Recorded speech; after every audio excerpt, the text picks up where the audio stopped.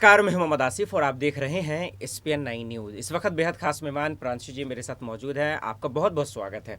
महाराष्ट्र की राजनीति में दिन ब दिन कुछ न कुछ होते जा रहा है और भूचाल मचते जा रहा है। दो तीन अहम सवाल है जिसके जवाब की तलाशी बेहद ज़रूरी है। पहला ये कि कोर्ट में जो मसला शिवसेना को लेकर फंसा है, आखिर क्यों? दूसरा कि शिंदे के विधायकों ने बगावती तौर क्यों न अपना लिए और उद्धव ठाकरे अब क्या करेंगे? पहले सवाल की रुख कर रहे हैं प्रांशु जी, कैसे देख रही है जो कोर्ट में मसला चल रहा है शिवसेना को लेकर, असली लड़ाई को लेकर, किसकी शिवसेना, इसका जड़ क्या है और किसके हक में फैसला आने के चांसेस ज्यादा हैं? बहुत बहुत शुक्रिया आसिफ जी आपका। जैसा कि आपने बात कही है महाराष्ट्र के बारे में कि यहाँ पर जो नज़ारा देखने को मिल रहा है वो वाकई में क्या कुछ कह रहा है। तो सबसे पहले मैं आपको बता दूं, जो बीजेपी के समर्थन से जो सरकार बनी है उस सरकार को यहाँ पर विपक्ष बिल्कुल भी स्वीकार नहीं कर पा रहा है, क्योंकि विपक्ष इस सरकार को अवैध बता रहा है। अवैध बताने का यहाँ पर कारण ये भी है क्योंकि यहाँ पर उन्होंने बगावत की, अपनी पार्टी की स्थापना किए बिना ही जो कोर्ट ने जो वक्त दिया था 10 दिन का, उस 10 दिन के फैसले से, मतलब उस 10 दिन से पहले ही सरकार बना ली गई। सरकार ने जिस तरीके से उनसे यहाँ पर सुप्रीम कोर्ट ने जिस तरीके से एकनाथ शिंदे गुट को लेकर बात कही कि 10 दिन का जब वक्त मांगा गया था तो आपने उस वक्त में सरकार ही बना ली, इस तरीके से यहाँ पर उनको काफी ज्यादा सुप्रीम कोर्ट ने सुनाया था। तो ऐसे में देखा जाए इस सरकार के बनने के बाद यहाँ पर जो विपक्ष जिस तरीके से दावे कर रहा है, और यहाँ ना सिर्फ एकनाथ शिंदे की सरकार पर सवाल उठ रहे हैं बल्कि महाविकास अघाड़ी में भी यहाँ पर तनाव देखने को मिल रहा है। अंबादास दानवे को लेकर जिस तरीके से उद्धव ने फैसला लिया, उस फैसले के चलते तो जाहिर सी बात है यहाँ पर आसिफ जी, जो सरकार इस वक्त महाराष्ट्र में बनी है वो सरकार का जो दाव पेच है, जो विवाद है, वो फिलहाल तो बिल्कुल भी नहीं थमेगा, क्योंकि सुप्रीम कोर्ट तक जो मामला पहुंचा है उस मामले में सुनवाई देर से देर का वक्त लेगी, क्योंकि अभी यहाँ पर जो बात है वो असली और नकली शिवसेना को लेकर है। वाकई, लेकिन कोर्ट का फैसला तो जो भी आएगा वाकई में एक सवाल रहेगा, उस पर लोगों की निगाहें भी रहेगी। लेकिन जीत या हार क्या लग रहा है आपको, किसकी होगी? उद्धव की जीत होगी या हार होगी? देखिए, अगर विरासत में कोई पार्टी किसी को मिली है तो जाहिर सी बात है जीत किसकी होनी चाहिए। इसलिए पिता ने यहाँ पर पार्टी को स्थापित किया, बाला साहेब ठाकरे जी ने स्थापित किया, तो पूरा हक बनता है यहाँ पर उद्धव ठाकरे जी का।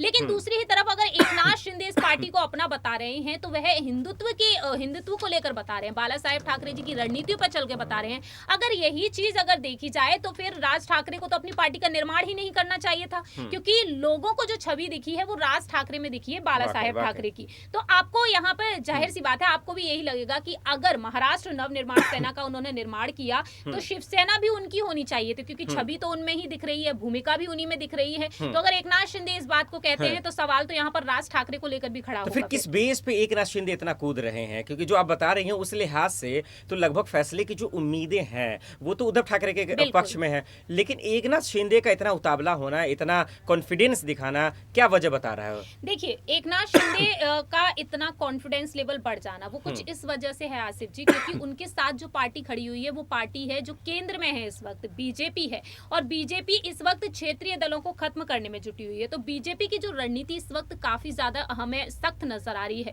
क्योंकि साल 2024 के मिशन पर अब सारी पार्टियां उतर आई हैं, चाहे वह कांग्रेस हो, आम आदमी पार्टी हो, एनसीपी हो, चाहे वह बीजेपी ही क्यों ना हो, तो अलग अलग फैसले लिए जा रहे हैं। शिंदे गुट के बारे में बात की जाए तो शिंदे गुट का गर्व इसलिए भी बढ़ रहा है क्योंकि बीजेपी ने यहाँ पर उनके लिए कई फैसले लिए, उन्होंने बगावत भले ही की, लेकिन शिंदे गुट यहाँ पर इस वजह से भी काफी ज्यादा आगे बढ़ता हुआ दिखाई दे रहा है, क्योंकि मोदी कैबिनेट में जो फेरबदल किए जा रहे हैं उस फेरबदल के मुताबिक ये कहा जा रहा है कि शिंदे गुट के विधायक भी उसमें शामिल हो सकते हैं, ऐसे दावे किए जा रहे हैं।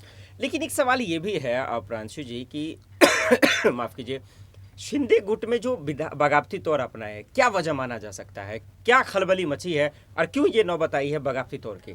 देखिए, अंदरूनी सूत्रों के मुताबिक आसिफ जी जैसा निकल कर आया था शुरुआत से लेकर अब तक, वो यही चीज थी कि उद्धव ठाकरे सुनवाई नहीं कर रहे थे, और इसी वजह से यहाँ पर आपसी कलह देखने को मिली। उद्धव बीजेपी के साथ गठबंधन करना चाहते थे, पूरी रणनीति थी। रामदास कदम ने हाल ही में ये बात कही कि संजय राउत बीच में आ गए, इस वजह से ये गठबंधन नहीं हो पाया। और दूसरी ही तरफ संजय शिरसाट ने ये कहा कि जो मोहरे रहे हैं संजय राउत वो शरद पवार के रहे हैं, तो गठबंधन टूटने में जो हाथ बताया जा रहा है बार बार वह शरद पवार का नाम लेते हुए नजर आ रहे हैं, चाहे वह उनके एकनाथ शिंदे के गुट के जो प्रवक्ता हैं दीपक केसरकर, चाहे वही ही क्यों ना हो। तो ऐसे में देखा जाए आपसी जो कलह रही है पार्टी की, क्योंकि शरद पवार ने पहले ही इशारा किया था कि जो आपकी पार्टी है वो टूट फुर्ती बिखरती हुई नजर आ सकती है, उसे समय रहते संभाला जाए। लेकिन उद्धव ठाकरे ने शायद वहां पर गौर नहीं कर पाया और इसी वजह से, और मंत्री पद की लालसा भी रही कुछ विधायकों में, और वो मंत्री पद की लालसा एकनाथ शिंदे के गुट में देखने को मिली। लेकिन हालांकि यहाँ पर अब ये भी देखने को मिल रहा है आसिफ जी कि एकनाथ शिंदे का जो गुट है उसमें भी तनाव देखने को मिल रहा है, क्योंकि यहाँ अब ये कहा जा रहा है कि नाराजगी जाहिर कर रहे हैं अब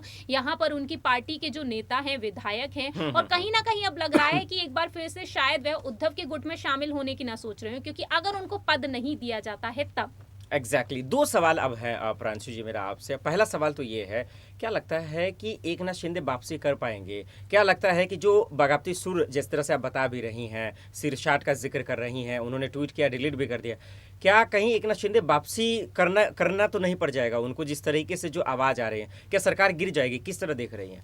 देखिए, बात अगर सरकार गिरने की कही है आपने आसिफ जी, तो यहाँ पर अगर बात की जाए इस चीज को लेकर कि आखिरकार क्या कुछ नजारा देखने को मिल सकता है आगे की रणनीति में, एकनाथ शिंदे की मातोश्री में वापसी होगी या नहीं होगी, इसके लिए तो मैं श्योर नहीं हूँ, क्योंकि एकनाथ शिंदे जो उद्धव ठाकरे से बगावत किए, जिस तरीके से कपिल सिब्बल ने कहा कि बीजेपी में या तो वह विलय हो जाएं या फिर अपनी पार्टी का गठन कर लें, तो बीजेपी तो उनको अपने साथ मिलाने से रही। जो अपने मालिक से बगावत कर सकता है, जो बाला साहेब ठाकरे जी की पार्टी में रहा, जो बगावत कर सकता है, वह बीजेपी से भला क्यों नहीं कर सकता? तो आगे चलकर हमें ये जरूर देखने को मिल सकता है कि शायद यहाँ पर बीजेपी के समर्थन से जो सरकार बनी उसमें दरार हो, लेकिन उद्धव ठाकरे की तरफ उनका वापस जाना एकनाथ शिंदे शायद एक बार को सोच सकते हैं, लेकिन मुझे नहीं लगता कि उद्धव ठाकरे, रश्मि ठाकरे, आदित्य ठाकरे उनको वापस लाना चाहेंगे, क्योंकि बागी विधायकों को वापस लाना चाहते हैं, लेकिन एकनाथ शिंदे को बाहर का रास्ता वह दिखाते हुए नजर आ रहे हैं। तो मुझे नहीं लगता कि ऐसा कुछ होगा वाकई में। चलिए एक आखिरी सवाल को रुख कर रहे हैं। आखिरी सवाल से यही जानने की कोशिश करेंगे, एक तरफ कोर्ट में मसला चल रहा है शिवसेना को लेकर, उद्धव ठाकरे के लिए क्या सबसे बड़ी चुनौती है? क्या पहले शिवसेना को जीतना, पार्टी पे अपना हक दिखाना, या फिर दूसरा कि आगामी विधानसभा चुनाव को लेकर तैयारियां करना?